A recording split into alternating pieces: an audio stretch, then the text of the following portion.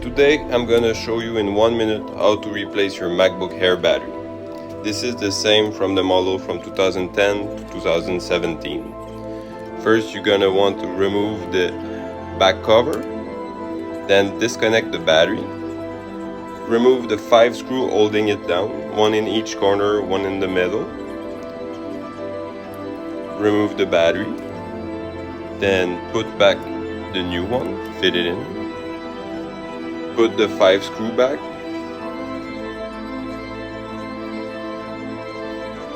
Plug it back in.